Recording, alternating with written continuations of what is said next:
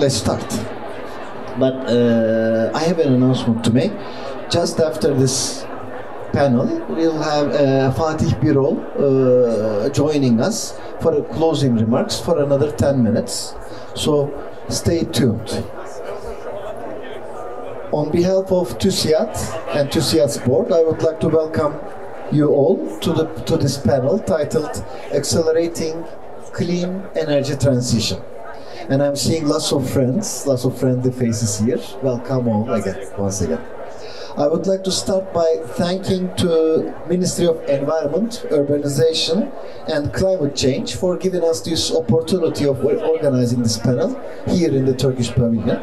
And I have very distinguished guests, which I am sure that you know all of them from their lots of successes in their careers, in their participations, not only to the business life, but also to the social life of Turkey. I would like to start asking, I'm not going to make general comments about how important it is.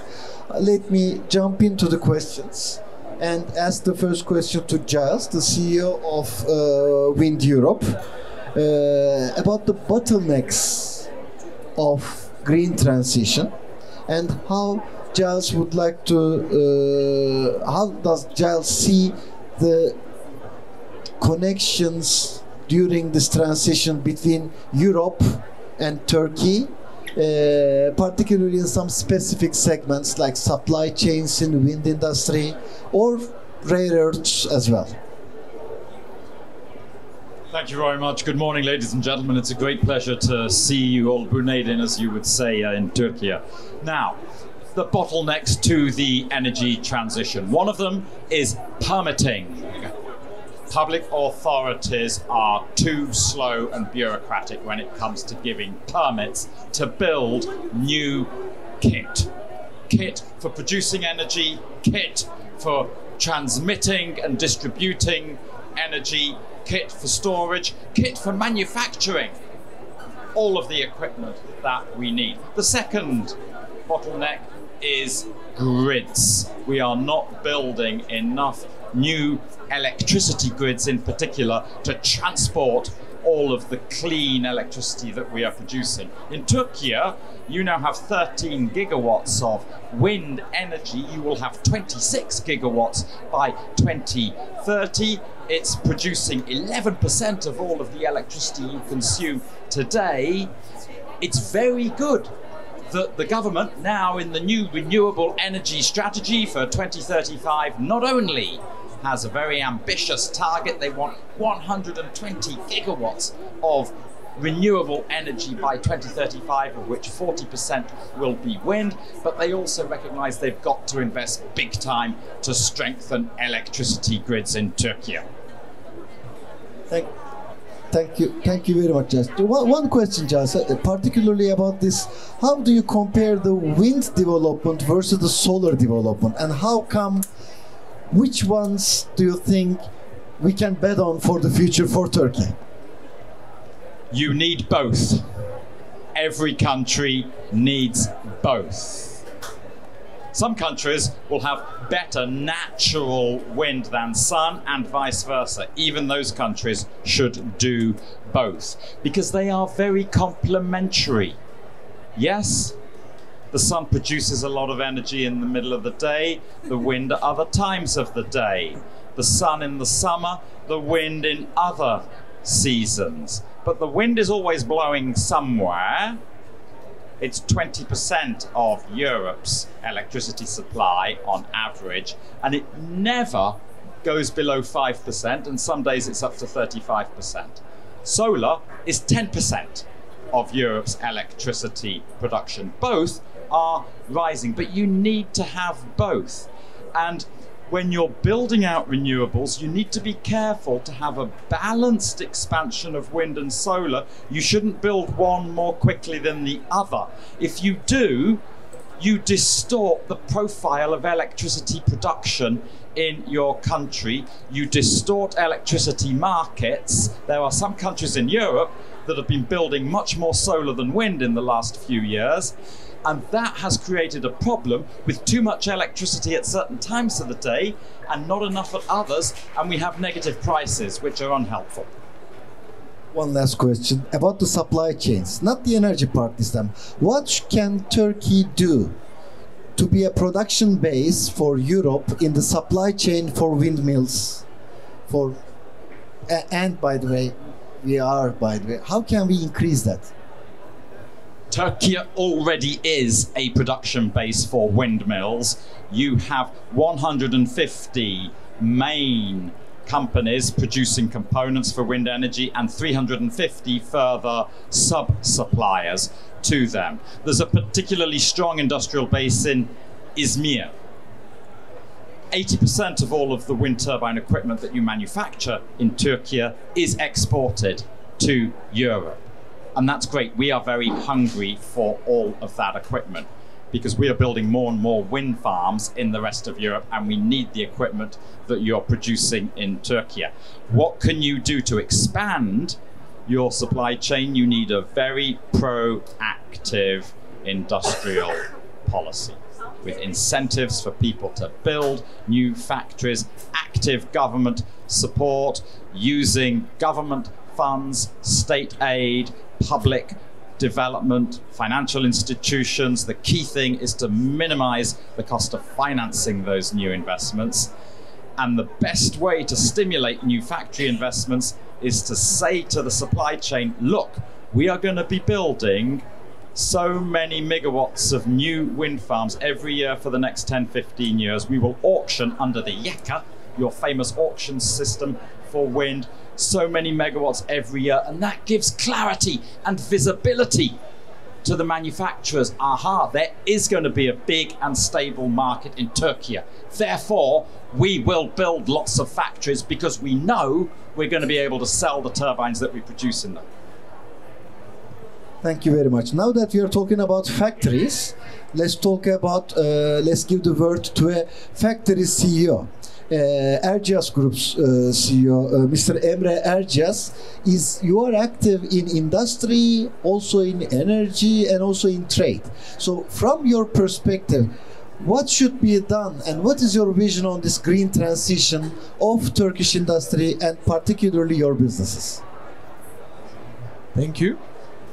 Just like Giles said, we need to produce as much and as fast as possible this green transition products, but we have one constraint to do that. That is greenifying the raw material production.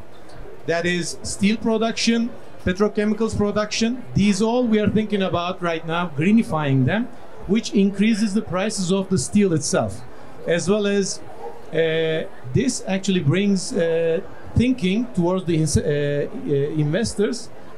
Second thought about making these investments because they are increasing the prices of these renewable energy power plants as well as these transportation of the goods. So my suggestion would be actually to pause thinking of the greenifying of this raw material production, steel, petrochemicals and everything, and very fastly and very efficiently, immediately increase the production of these all wind power plants and these transportation, new generation transportation goods, so that we achieve we achieve our goals, and then therefore we can think about greenifying our raw material production. Just give you some numbers. The biggest carbon emitting sector in the world after energy and heating is transportation with 15%. We immediately need to greenify and modernize our transportation system and give some new regulations to that. For example, France did a very good job on that by banning the domestic flights. We immediately need to go back to the railway system, increase the transportation in the railway industry as well as in the micro-mobility systems. Electric vehicles, batteries, we immediately need to increase our production cheaply and fastly in this sector to lower the emissions in the transportation sector, and then we can continue discussing about greenifying the rest of the production, manufacturing systems. And there is one more thing that I need to tell, is that we cannot do this alone by ourselves. As being part of the global south, we have an investment needing to catch our goals. Right now, well, in 2009 it was $100 billion, and today is $1 trillion investment needed to actually catch our goals. So every day we are postponing and not making our what's supposed to be. We are actually increasing our investment goals. And the northern investors and policymakers are actually pushing their companies and corporations for profitability, and which makes them actually U-turn and backpedaling on their ambitious goals. For example, we see lots of US, UK, European companies backpedaling on their ambitious goals. But they are forcing their companies on profitability. However, they are forcing the global south companies and countries actually to obey the regulations. That we cannot do as well. We have to act as one, as a world. One more thing that I need to tell is that the military emissions, we need to focus on that as well. Just to give you an idea how much of military operations are actually emitting carbon, is that the first 60 days of the Gaza war is emitted equivalent carbon to 75 coal-powered power plant yearly emission. And it's not finishing there, but the rebuilding of Gaza, it's forecasted today, is rebuilding Gaza will be emitting carbon is equivalent to 130 countries yearly emission. So actually, there we can say that these military operations we need to slow down as well. So I can maybe finalize my speech by with a very famous thing, saying we should be focusing on making love rather than making war. Thank you very much. One thing, given the RGS Group's vast area of expertise and focuses, and as you say that greenifying mobility, greenifying railroads, etc., what is in your agenda the most exciting thing nowadays? I mean, in your business, in your investments, in your plans, what excites you most? Well, there is an ambitious target on each and every country right now on investing on the rail business, both on the transportation of the goods and the transportation of the people. For example, let me give you an update. Turkey declared very recently to increase its rail transportation ratio from 5% to 23% by 2053. It's not only Turkey is planning to do this, but all around the world we see more and more countries are actually switching back to rail business from air trafficking and normal road trafficking. So we believe that we did a good investment over there by entering into this field, and it's the rail business. It's the most energy efficient ways of transportation. So and Turkey has a very great role in that, connecting Asia, Europe and Africa, 3 continents. We have a natural logistics hub. We are natural logistics hub that gives Turkey the biggest advantage in this field.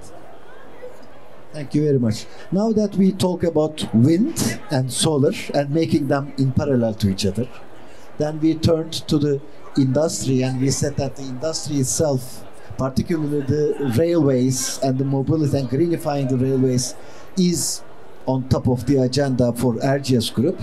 Now let's shift to another indispensable pillar of decarbonization, This is digitalization. And there, let me ask it to the expert and to a dear friend, to Elif Hanım. Yes, thank you for this opportunity, and hopefully it will add insights more to where Giles has stopped the conversation. So on top of that, I think it will complement it. May I use that one, please? So, as Jill has started to explain, we are now in the era of electricity, right? And all the studies and all the investments show that the backbone of this transformation will be on wind and solar. So there's no doubt on that. It's both economically feasible and it's the right path to go. So it's there. And on the demand side, this is the situation. And on the, let's also look at the, on the supply side, it's wind and solar. But on the demand side, things are also changing. There's electrification. And the nature of the demand is also changing.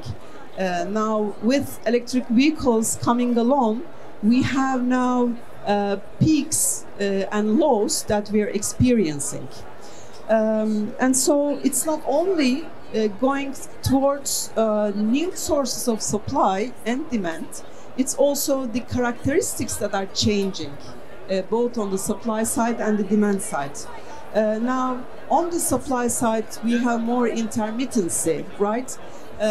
Because of the amount of wind and solar generation.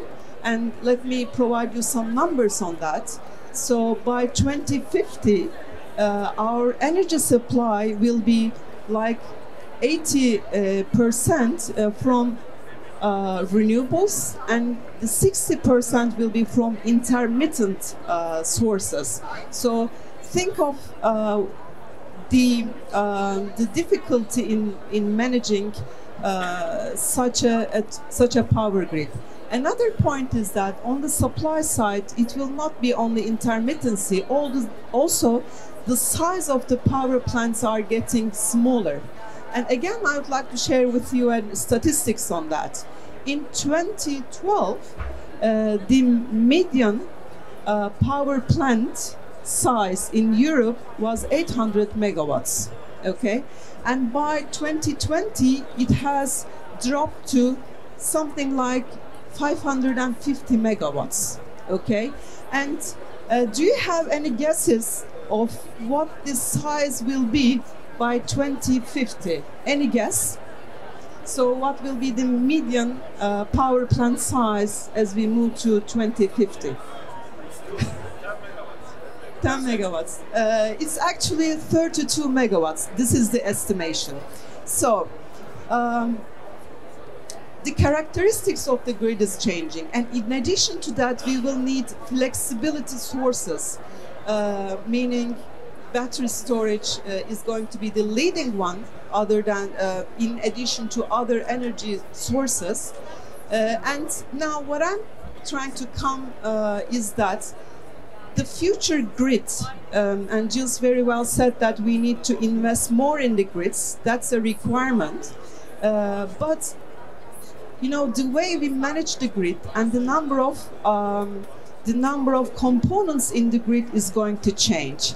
I would like to share with you another statistics here, and this has been quoted by World Economic Forum, and the study has been done by Schneider, that by 2025 we will have additional 36 million of new installations, including, let's say, battery storage, including solar power plants or EVs.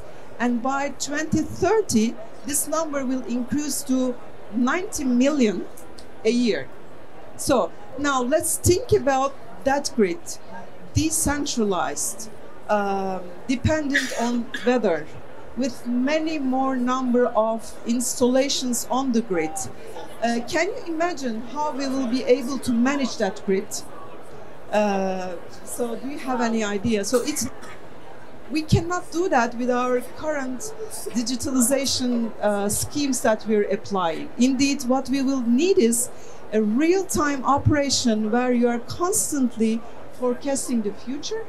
So what will be the supply, what will be the demand, because both power and data will be running bi-directionally. It is not like today moving from big installed capacities to supply points, but it will be a bi-directional flow of both power and data.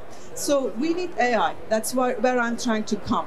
So we need the capabilities of AI so that we can manage the complexity of grids. So we need to predict, we need to model, we need autonomous working of the grid at the end of the day. So this is where I'm trying to come. Any comments? I don't know, but I had a few more comments to make, if that's a lot. Okay, because I want to be conscious of the time. Okay, so my primary takeaway from this is that digitalization, it has many aspects in energy efficiency, in maintenance, and you name it, in several parts of energy system and energy management. But what I'm trying to say is that it is not something complementary. It is something necessary for this transition to happen, and we need to transition or we need to be successful in energy transition so that we can reach net zero. That was my first takeaway. The second one is that whatever brings or whatever digitalization gives us, we can also install grids that are operating on its own in far areas, and this can also help for supplying electricity to many people that don't have electricity supply currently. So in Africa, for example, 40% of the population cannot reach power. So again, with help of renewable energy, with help of microgrids and digitalization to make it happen, again, we will need AI and other tools of digitalization. So energy access or equitable energy access will be possible. And Cevdet Bey, if you allow, I have one more comment to finish. So I have been, while talking about digitalization in energy, I was stating that the future energy company will actually be a technology company. Therefore, the companies should prepare themselves to be a technology company. And I don't know if you could follow, but I think it was last week that ADNOC of Abu Dhabi has announced huge investments in AI. They have an initiative called Energy AI. So it looks like it will be an internal investments, but it looks like it also will be serving the whole energy sector, and that they say that they are becoming the AI powerhouse of the energy sector. So and using cutting edge AI technology. So so my last message would be to all the power and utilities companies that they should start. No, we shouldn't be expecting everything from the governments. You see, we have such a saying in Turkey. So what we can do is that we can start thinking about embedding AI, making research and development on AI, so that we understand the importance of it. So thank you very much.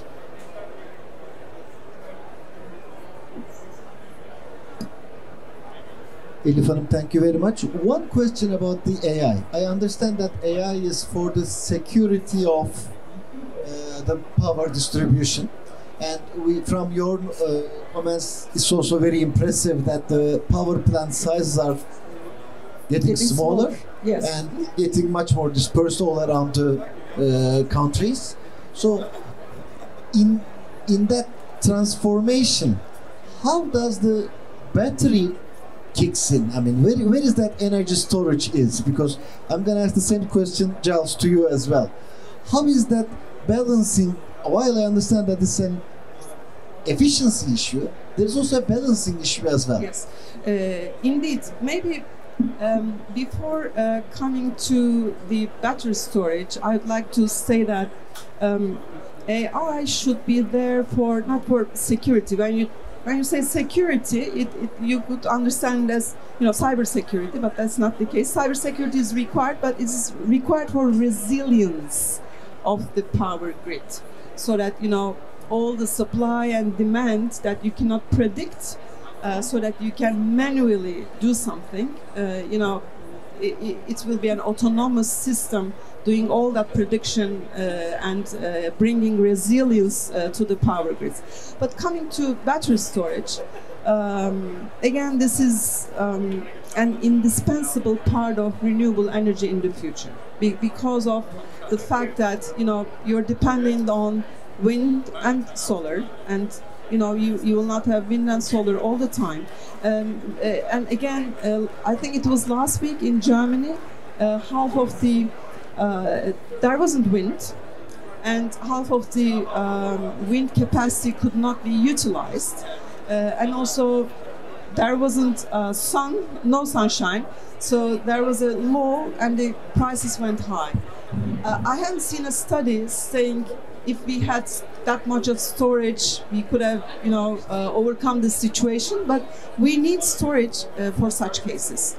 So we need storage to manage the grid. So a grid level or a utility level storage. But in addition to that, storage will also help every one of us to be an energy player. So what I'm saying is that if you have a house, if you have, let's say, rooftop solar, if you have a battery or EV, and then if you have a small-scale battery at home, then voila, you are now a market player. I'm exaggerating, but there will be aggregators who will, aggregate us all together, and so that we will also be part of balancing of the system. I don't know if that makes sense. Thank you very much. But before coming to the more broader sense of the justice around the energy transition, let me ask a specific question to Giles, particularly again for the battery. Okay. How is that battery tech? How do you see that the battery technologies are developing? Here we see an incredible Chinese impact and Chinese size. How do we balance this? I mean, in terms of technology. So you need batteries for short-term storage, let's say 5 or 6 hours. You need other types of storage for long duration storage, and that's not batteries. That's hydro pump storage, and you have a lot of good hydro pump storage capacity in Turkey, and it's playing a very important role in helping to balance your electricity system. Hydrogen storage will also play a role in the future in long duration storage. You need both. But storage is not the only answer to how to balance variable electricity supply. You need smart grids, and you've been talking about this, balancing variable supply with more variable demand.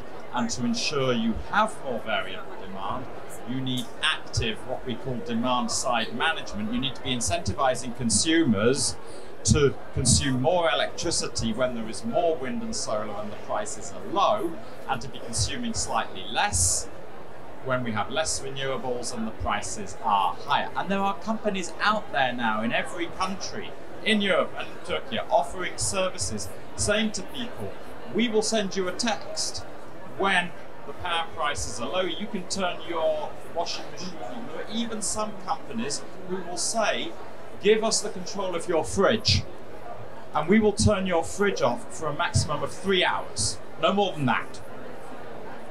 And we'll do it automatically without telling you when we know that electricity prices are high. That will save you money and help to balance the electricity system. Thank you very much for this eye-opening comment.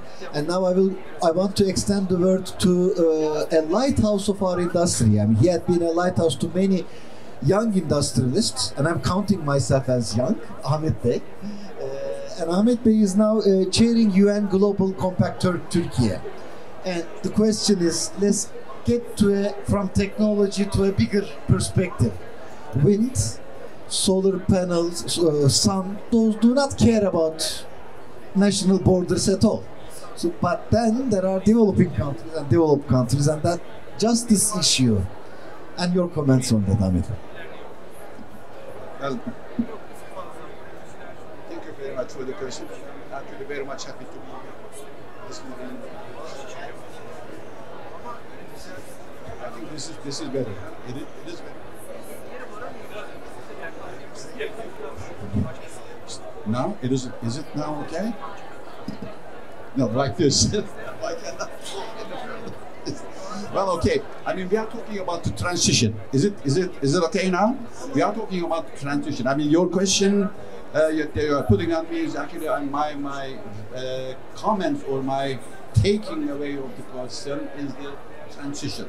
And this is actually just transition because we all are aware of the fact that we have actually facing really very serious problems of the global warming and the climate change. So transition is very much important, and we are actually talking about the just transition. What does just transition means? Just transition means simultaneously and coherently addressing the three dimensions of sustainable development, which are environmental, social, and economic, with a focus on the role of the decent work in generating sustainable and inclusive economical growth and development. For the private sector, just transition signifies reshaping both the workforce and the production process in the transformation process. Well, hoş geldiniz efendim. Well, as we all know, Turkey has a net zero emission target for 2053. We can achieve this target through the maximum integration of the renewable energy sources into our system. Studies show that power generation from renewable energy is the most competitive option in meeting the increasing electricity demand in terms of cost, as well as the most effective way to reduce the carbon emissions. In Turkey, the share of the renewable energy in power generation is constantly increasing. Renewable energy accounted for this year, for 2024, about 63% of the electricity generation in demand in Turkey, and this percentage projected to be reached by 2053 to 90%.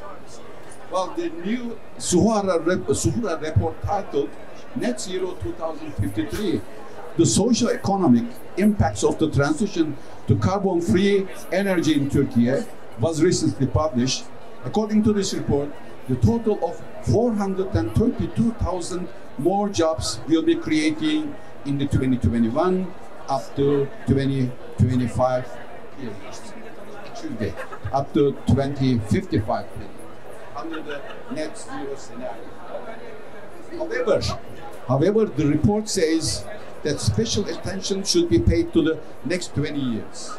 Because while new job opportunities will be creating in employment in sectors based on the fossil fuel, they will decrease. So which was actually a contradiction efforts. While we will increasing the employment, on the other side we will be decreasing the fuel fuels in deployment.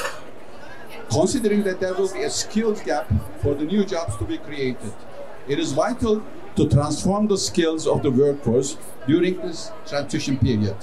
Turkey needs strong retraining and vocational transformation programs to help the workforce adapt to new technologies and the sustainable business models.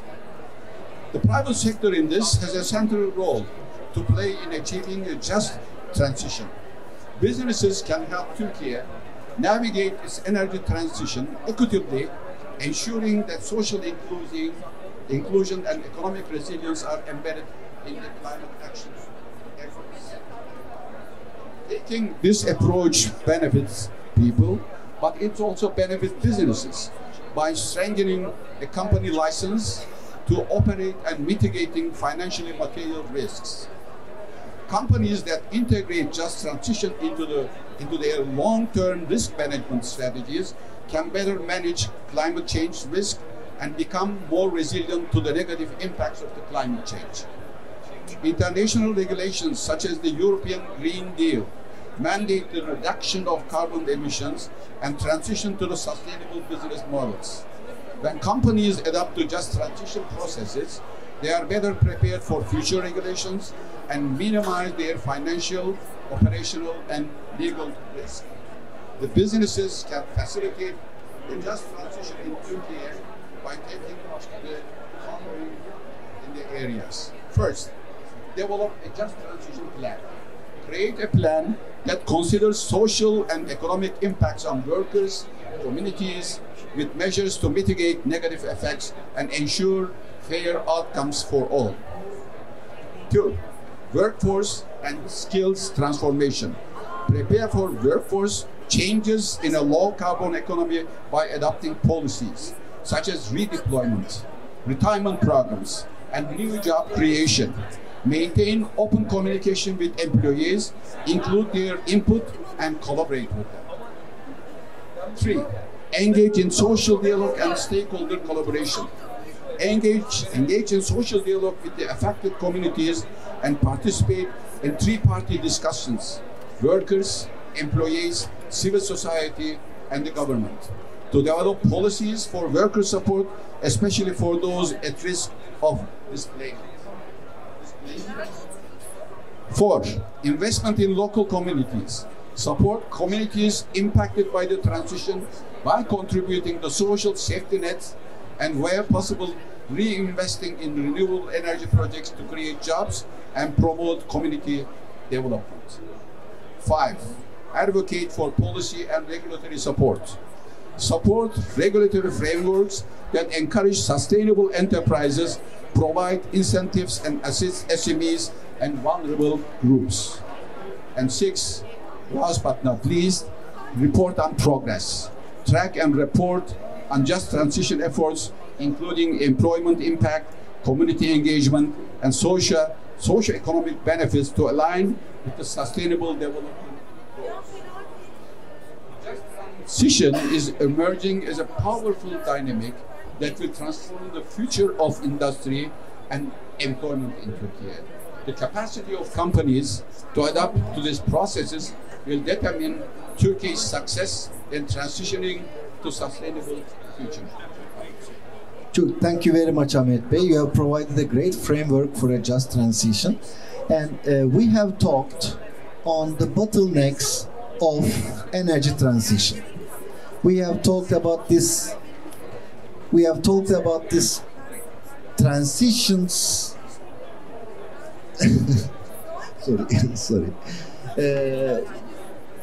Now that we have talked about the bottlenecks of the green transition, later we have touched upon the industrial transition, and there we have touched upon particularly opportunities in railway transition in Turkey. Then with Elif Hanım, we have touched upon the AI and the importance of the AI and the digitalization as an indispensable pillar for that transition. And Ahmet Bey also provided us a very good framework about the just transition itself. Without further ado, now I will give the word to another lighthouse, to Fatih Birol, a global lighthouse for the global energy transition. Thank you very much for honoring us, and we will take you for the globe.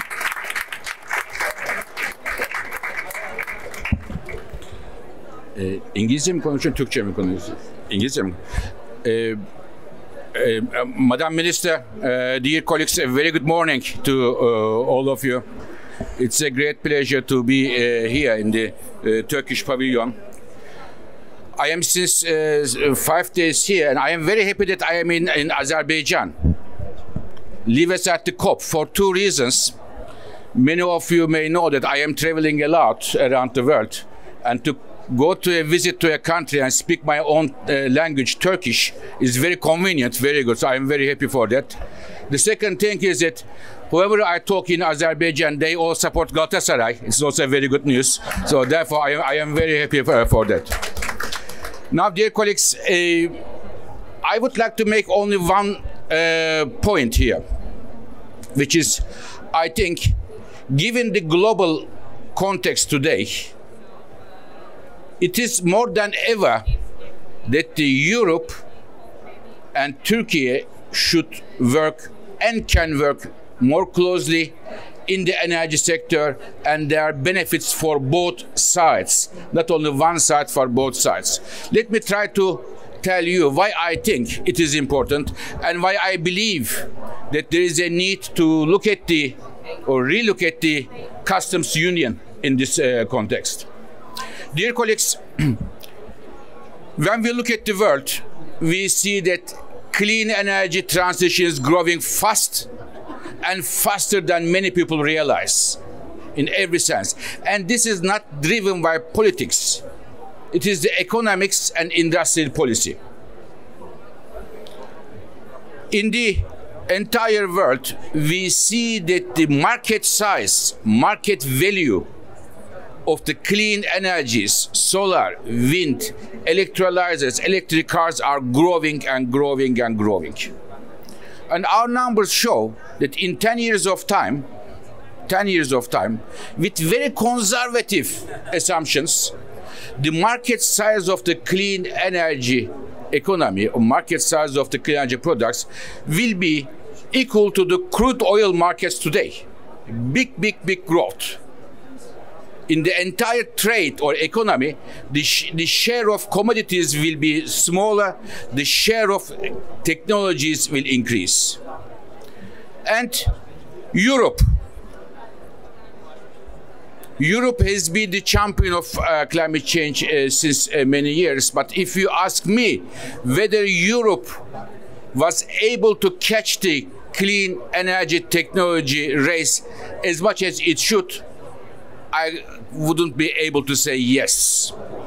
Unfortunately, today, China is dominating the game big time, followed by United States, and India is coming. So therefore, for Europe's manufacturing sector point of view, it is very important for Europe to be at least to be a champion in the areas that Europe has competitive advantages. What are those? Wind energy, electrolyzers, novel heat pumps, and electricity sector, the transformers, the wires, the systems, they are all going to be very important for the next chapter. And Europe here cannot do it alone.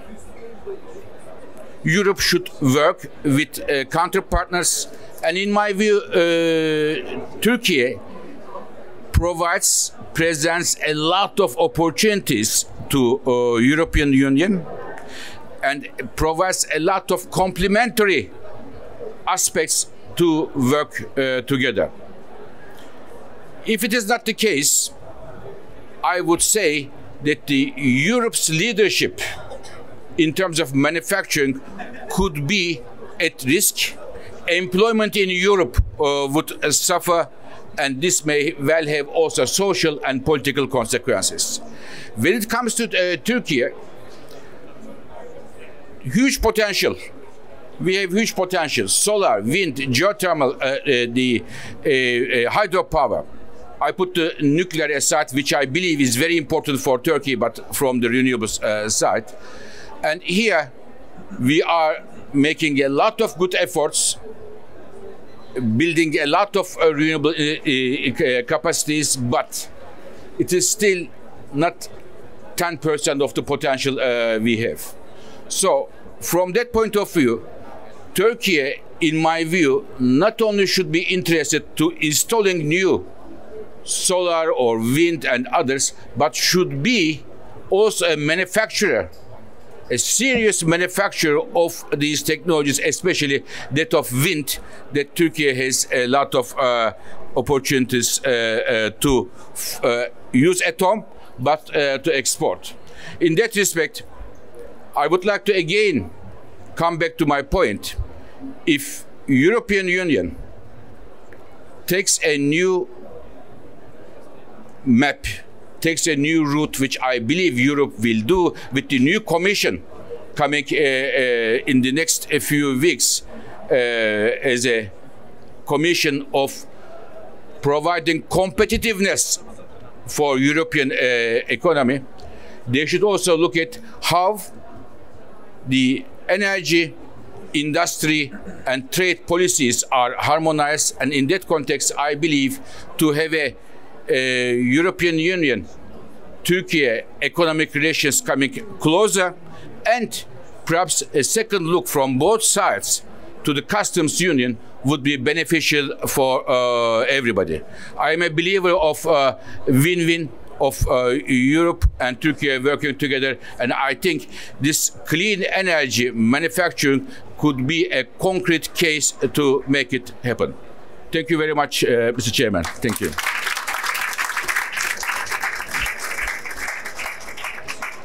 So we come to a natural end, and thank you very much to all the participants and Fatih Birol for joining. Thank you very much.